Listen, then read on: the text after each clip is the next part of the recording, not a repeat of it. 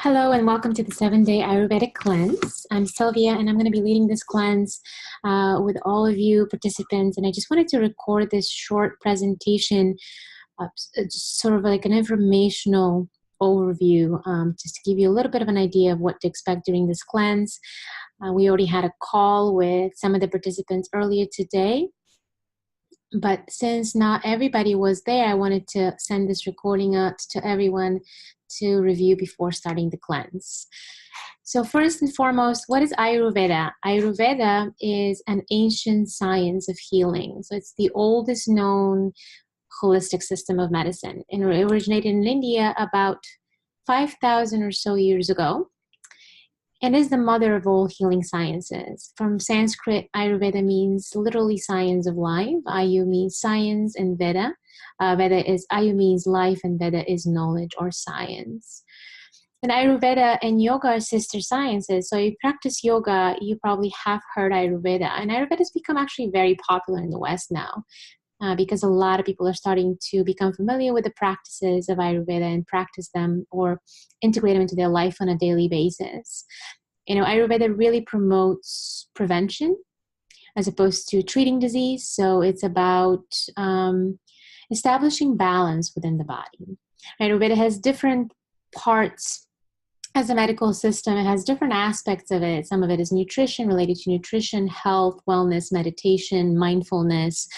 There's also a different branch to it that's actually really focused on medicine and surgery, in fact.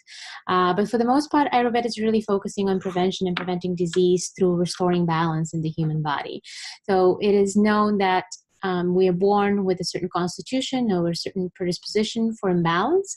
And as we go through life, different stresses that we encounter, people in our lives, foods that we eat tend to cause a little bit of imbalance and may potentially cause disease. So Ayurveda, basically, the science of Ayurveda helps us get back to balance and helps us get back to living with harmony with nature's cycles and with the cycles of our own bodies.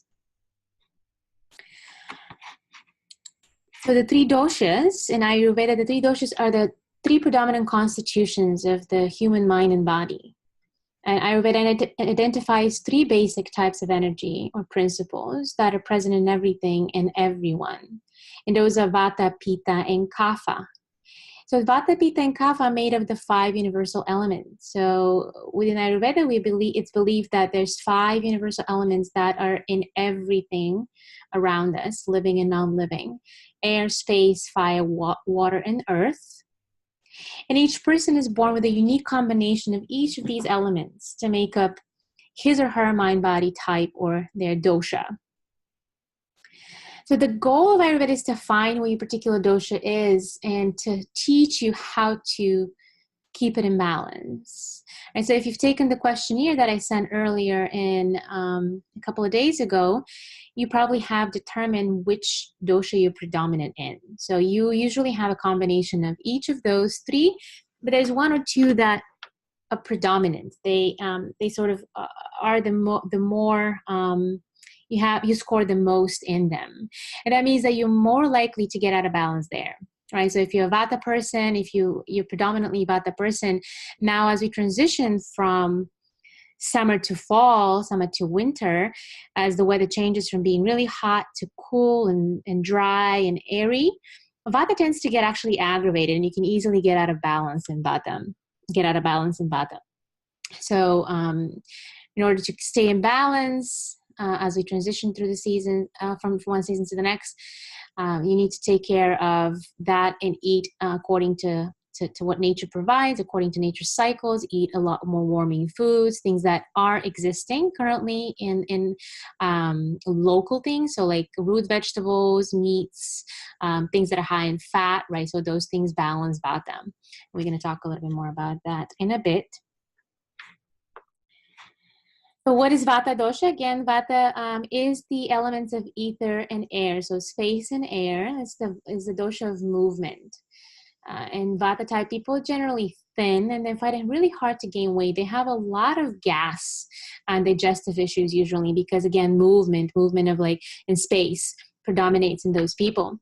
They have low energy and can easily get tired and out of balance. Again, in the mind also, if Vata predominates in the mind, which is tends to be sort of the issue for most people in the West, is because of all the information we are exposed to on a daily basis, all of the constant to-dos, everything that we always having to do, like we start to get very anxious and worried, and that's something that's predominantly Vata. So you could be one constitution physically or physiologically, but then a totally different constitution or totally different imbalance you may have in the mind. So Vata tends to be a very common imbalance in the mind because of all the stress, the worry, the hecticness of life that we all go through these days. So Vatas need plenty of rest, stay in balance, and moderate exercise. They usually tend to do a lot, but they need to slow down sometimes and just really take rest. Keep warm and maintain a regular lifestyle routine. Pitta is a predominant, people are generally of medium size and well-built. They have a good amount of physical energy and stamina. Those are like the fire type people. So fire is the element of Pitta, fire and water. So we have Pitta people, like think of like CEOs, type A personalities, people who are just really always going. They love to exercise. Those are like the CrossFit, always working out, building a lot of muscle mass. They tend to be very intelligent and have a sharp wit and a very good ability to concentrate. And the primary element of Pitta dosha again is fire. So if you see people with red hair, bright blue eyes, short temper, those are the types of people that you think of when you think of Pitta. And Pitta types are known for their strong digestion, but should be really careful because when out of balance, they can really get a lot of this disturbance in their digestive tract through consuming things that are too spicy, too acidic, like alcohol and caffeine, heavy meats and things like that. A lot of spices, which sort of aggravate Vata. So they can get a lot of digestive, like diarrhea, bloating, a lot of heartburn.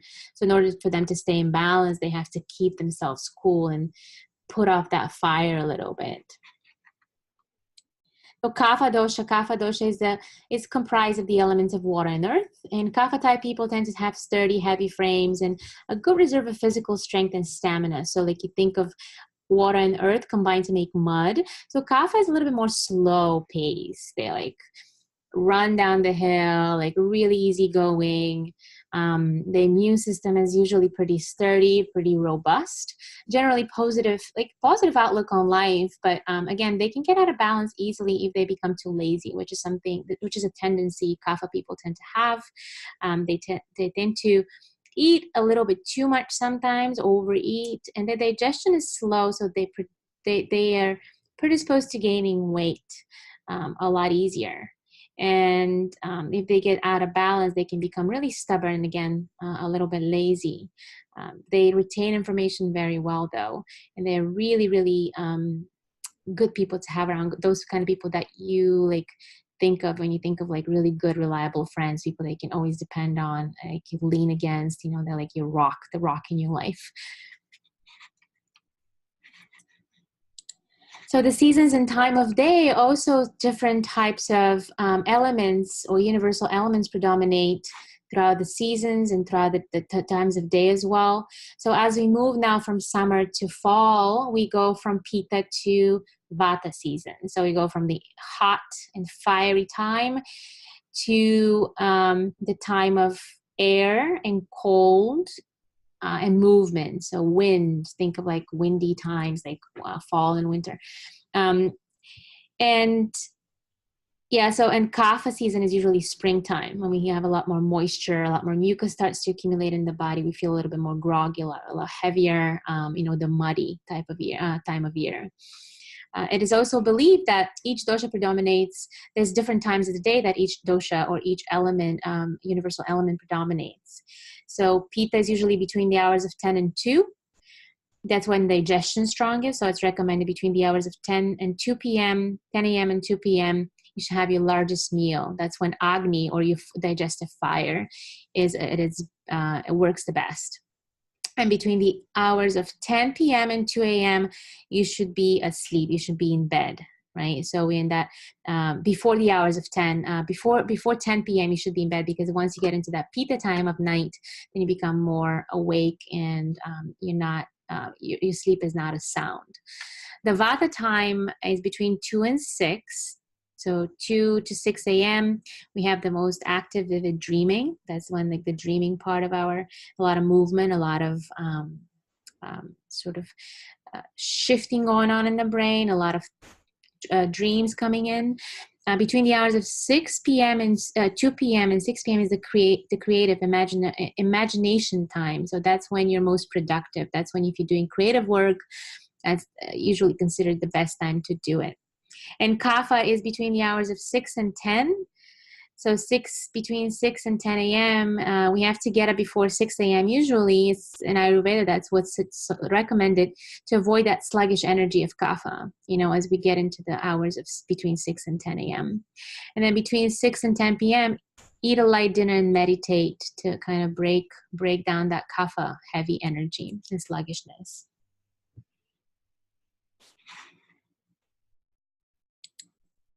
So what to expect during this cleanse? For the purposes of this cleanse, we are transitioning again from Pitta to Vata season. So the body can feel a little imbalanced, right? Like, as we switch seasons and the dosha, or the elements, the predominant elements and universal elements start to change, we feel a little bit off. I don't know about you, but then I get up, the days are shorter. I feel a little bit more tired, groggy. There's some congestion going on, allergies, things like that.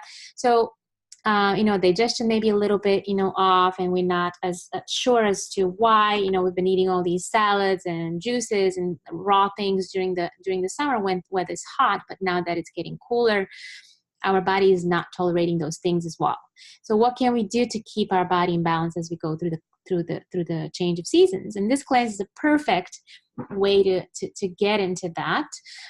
So it is designed to reset the digestive system, rejuvenate the body, and set the stage for healthy and sustainable weight loss. Although weight loss is not the goal of this program, it's really a nice side effect. And honestly, it's not your typical cleanse, but you do see a lot of weight loss with this program. The main focus of the program is to restore balance through following nature's cycles that occur with the changes of seasons. So we discussed that summer to fall in this case. And it's designed to help you transition to a mono diet consisting of homemade khichdi or khichdi, which is an easy to digest meal made from a mixture of basmati rice. So it's husk removed from the rice. So it's a long grain white rice and mung dal beans.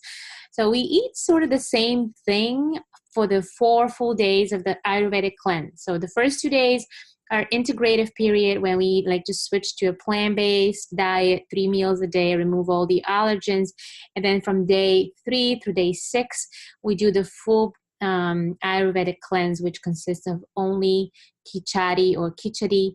And we just have the white rice with the mung dal beans and maybe add some veggies if needed. But we are keeping the diet very plain, very simple, very easy to digest.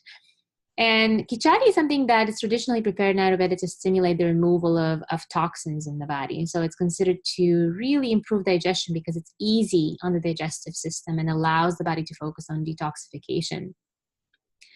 And we also drink a little bit of ghee in the morning. So that process called oleation.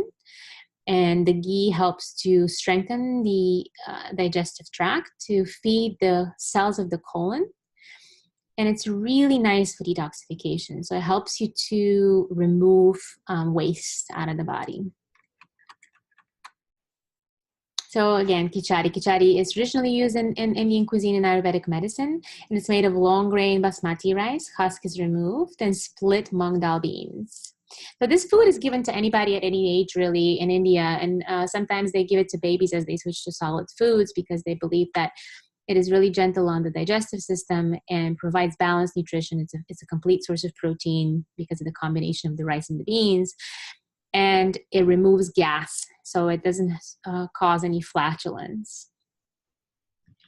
Khichdi is really great for restoring balance in the mind and body, and is, again, given to anyone at any age. It's a really great healing food, very warming food, and balancing for this time of year. Ghee is a clarified butter. and is largely used in Indian cuisine and Ayurvedic medicine. So ghee is made through boiling unsalted, preferably organic grass-fed butter. And once you boil it to a certain temperature and you just like let it simmer for about 5 to 15 minutes, I usually keep mine on for a little bit longer. You can see the solids separating. So they'll go to the top and some of it will sink to the bottom. And then you let it cool off and you strain it through a sieve or a cheesecloth and you have your ghee. So it turns this beautiful golden color and so fragrant, so beautiful. It's great for the digestive system. It's really high in something called butyric acid, or butyrate, which feeds the cells of the colon, and also high in conjugated linoleic acid. A really nice, nutritious fat it is, and it also fat-soluble vitamins such as vitamin A, vitamin E, vitamin D. So it's really, really great food, very healing. In the event that you're vegan and you don't want to drink the ghee, you can just substitute that with refined coconut oil or MCT, medium chain triglycerides oil, which is also a derivative of coconut oil. That's also an option for you. So what to expect during the program? Again, the primary goal is to boost your detoxification system and set the stage for healthy, sustainable weight loss, although weight loss is really not the main goal of this program, again. And the key to losing weight really is to train your body to start using your store fat as energy as opposed to be in a sugar burning mode all the time. So what we do on a day-to-day basis, we eat a lot of carb heavy foods and we snack so much throughout the day. And what this cleanse is intended to do is to switch us to a 3 meals a day, give us a little bit more time in between so that we rest, we give our digestive system a break and allow it to detoxify properly. Because the most toxic thing we do on a daily basis is ingesting food that's, you know, our immune system, the majority of our immune system, 80% of our immune system is concentrated in the digestive tract, what is called the gut-associated lymphatic tissue, which lines the digestive tract all the way from the mouth to the anus. And every time you ingest food, like your immune system starts to react. It's starting to figure out whether you're putting in your body something that's good or something that's toxic that it needs to eliminate, needs to refine, needs to process. So when we eat all the time, we never give our digestive system a break. So we really need to focus on intermittent fasting, on like really getting into that period of time when, into time when we're not eating. Usually between 4 and 6 hours between meals, and then a larger fast at night.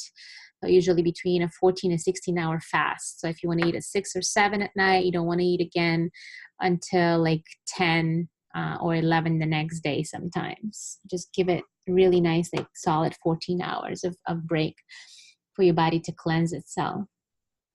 And this kind of eating actually allows your body to, instead of constantly using sugar and glucose for energy, allows your body to switch to fat burning mode. So it's actually using your stored fat to obtain energy. And so throughout the course of this program, my recommendation is to avoid all allergenic or antigenic foods, dairy being one of them. Casein is a very antigenic protein. Casein is the main protein in dairy that we try to stay away from for the purposes of this cleanse. So ghee is technically dairy, but because it's purified, it's clarified, the ghee has all of the casein or all the proteins and the solids, lactose included, removed from it. So it's actually a good dairy product to use during this cleanse.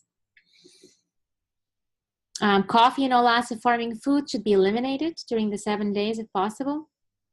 All acidic foods like red meat, alcohol, processed sugar of all kind, wheat, on any other gluten-containing products such as barley, rye, non-gluten-free oats, soda and all carbonated drinks. So nobody should be drinking soda to begin with, but I'm saying like just take it out. If you're drinking it now, just take it out for those 7 days. I think that's gonna be one of the best things you're ever gonna do for yourself. So if you can stay away from coffee for the 7 days, just have a small cup in the morning, but try to keep it to 1 a day is my recommendation. Or you can just switch to matcha or green tea instead, a little bit of caffeine, but something that's higher in antioxidants too. It's also my recommendation to journal throughout this process, through the 7 days. Just journal about your experience, write down what's happening, how you're feeling, how different foods are affecting you. and just take notes. It's always really great to get in touch with your body and really pay attention to what it is that you're doing and how it's really affecting your body. And the one thing I really want to emphasize here is that you should not be feeling hungry. So starvation is not an option here, which is why this detox is so nice and gentle on the body, because we do not want to starve, because starvation causes stress, and that raises cortisol levels, and that brings blood glucose levels higher. And this destabilizes blood sugar. So which leads to crashing and exhaustion and fatigue and all those nasty symptoms that we experience with cleansing. So we want to eat as much as possible during the 3 main meals, whatever you need to kind of stay satiated, and then just give yourself a break, all right, in between. Try not to snack.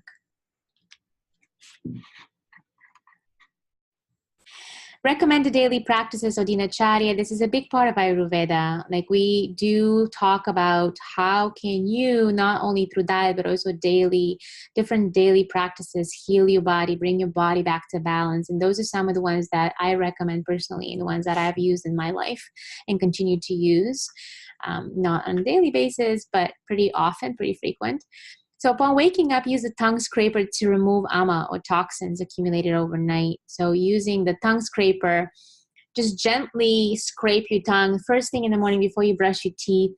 You'll notice this whitish, sometimes yellowish coating on the top of the tongue, and that's considered in Ayurveda toxins that have accumulated overnight. So you want to get rid of those. It really wakes up your taste buds and helps you taste your food better. Really great practice, and it's become one of my routines. I always do it. It's almost like the same as brushing my teeth. As you rise every morning, move your body gently for 10 to 15 minutes. So nothing strenuous, no weightlifting, just light yoga or walking or swimming or whatever you like to do to kind of keep your body moving. And that will help to stimulate lymphatic drainage. So we'll stimulate the lymphatic system to move and to get waste out of the body as well. And breath is one thing that we always take for granted, right? But it's such an amazing healing tool. It's like therapy for the mind and body if we just allow ourselves to breathe properly.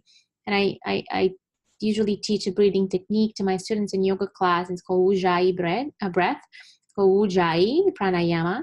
And that's a really deep breath in and out through the nose, counting to 4 or 5 each time you inhale and 4 or 5 each time you exhale, slightly constricting the back of your throat, almost like you think about fogging a mirror, but with your mouth closed, and you'll create a little bit of constriction in the back of the throat, which creates a sound like an ocean wave kind of sound. So it's very soothing for the nervous system.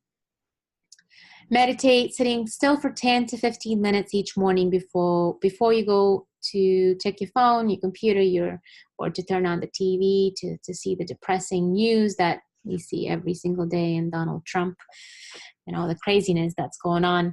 So meditate, just sit still for 10 to 15 minutes. Focus on your breath, or just the mantra. Like, you can just use the simple mantra Om on the inhale and Om on the exhale. And every time your mind shifts away, right, tries to escape to, whatever thoughts you have, anything that's going on in your life, and your mind kind of keeps running there, bring it back to that mantra, bring it back to the breath, bring it back to the stillness, and eventually train your mind to start quieting down a little more. But the point of meditation really is not to block your thoughts, which is practically impossible to do. So don't think about that. Don't think of yourself as not able to meditate. Sit still. Just keep training your mind to go back to the breath, to go back to the steady mantra or whatever else you need to focus on to kind of train your mind to be more focused. Sip hot, warm water throughout the day to decongest your lymph system and aid in digestion. This is a very good practice in Ayurvedic medicine. It's taught a lot. So hot or warm or room temperature water, nothing iced. Which is considered to disturb digestion. So maybe carry a thermos with you, or have your tea with you in a thermos throughout the day, and just sip like little sips. It really helps to hydrate your cells, get toxins out of the cells. And try to drink at least half of your weight in ounces each day. Dry brushing the skin in the morning, also great before showering to enhance circulation, stimulate lymphatic drainage, get rid of cellulite, because cellulite is basically like not just fat tissue, but also toxins under the skin that are sort of build up in the fat tissue, right? So our skin is the largest detoxification organ. So dry brushing gently in the morning with a loofah, starting from the bottom, so from your feet up, with large like strokes, just brushing really like fast, creating a lot of circulation, improving circulation. You don't have to spend a whole lot of time doing that, maybe like 5 minutes, 5-10 minutes. And then after that, you can do a little self-massage called Abhyanga using organic sesame or coconut oil. Sesame oil is actually really great for this time of year as we transition into colder weather, because sesame oil is very warming, has very warming properties, and it's also antibacterial, antiviral. So in Ayurvedic medicine, it's used to boost the immune system. I actually put it on my baby skin all the time because I think it's amazing. Makes the skin so soft and glowing. So it's very good, again, for stimulating lymphatic flow, improved immunity, and glowing skin. Look at that. And lastly, perform neti on nasya. So this is, a couple of days a week, not every single day, but neti is basically the Ayurvedic word for nasal irrigation. So you use a neti pot to run salt water. So you can boil a little bit of water to get all the pathogens out of it, everything that sort of you don't want in your body, and just put a pinch of sea salt inside of the water once it cools off. And then you can just run it through your nose, one nostril at a time. And I'll send you a video on how to do this on day 3, I believe, is when we start the actual Ayurvedic part of the cleanse. Then I'll send you a video to see how it's done. But it's really nice to sort of decongest the body, remove excess mucus, and allows you to breathe better, and like just really makes your senses more alert. And that can be followed by applying some sesame oil again, or herbalized sesame oil, which is called nasya, is the practice of lubricating the nasal passages through like putting a little bit of oil on your pinky finger or on a Q-tip and just applying it inside of your nose to lubricate and moisturize the nasal passages. And drink herbal teas before and after meals to aid in the detoxification process and improve digestion. So if you can switch to herbal teas instead of coffee, that would be amazing. And I have a great recipe for you here. It's a simple digestive tea. 1 tablespoon of grated ginger root, 1 tablespoon of turmeric, and a pinch of fennel seeds, and just boil that. And just add a little bit of raw honey or a little bit of lemon to it, and just sip it throughout the day. It's a really amazing healing tea. Very good for your digestive system and for stimulating Agni, or the digestive fire. And lastly, you can take, I left that as optional on your shopping list, but triphala is like an herb that is used in Ayurvedic medicine to sort of stimulate digestion, to remove toxins from the body. And it has a few different fruits in there. So amalaki, bibitaki, and haritaki. So I'm not really sure if I'm saying these right, but the point of this is it is really good for your digestion. It's very balancing for all 3 doshas. So regardless of which dosha you're predominant in and which one you might be imbalanced in, this will sort of bring it back to balance. So it's really good to use for all 3 doshas. It's one of the most popular herbal formulas used in Ayurvedic medicine. So it, again, assists in natural internal cleansing, gently maintains regularity, nourishes and rejuvenates the tissues, and supports healthy digestion and absorption. And it's a natural antioxidant. So great stuff. You can also take a probiotic. I do recommend everybody take a probiotic. We have a probiotic at Treatment Training Wellness Center called Megaspore Probiotic, which is a really great spore-based probiotic, which I really like because it's not only 100% ensures 100% survivability, but it also, the type of bacteria that that bacteria, once it gets to your intestine, it starts to germinate and actually produces a lot of antioxidants at the site of absorption. So it's a great probiotic, and it really helps with digestion. So you can also take up daily probiotic Or there's another Ayurvedic herb also called mangista, which is great for detoxification and cleansing. So those are just some aids that you can use while on the cleanse. But again, it's optional. So you can just decide what works best for you and whether you want to do it or not. The tea in and of it, I mean, the tea itself is just great. So if you can just do the tea, just go for it. I think that's going to help you plenty. So this is it from the intro presentation. We're going to have another call again in the middle of the cleanse, so maybe day 4 or 5, while you get into the Ayurvedic portion of the cleanse.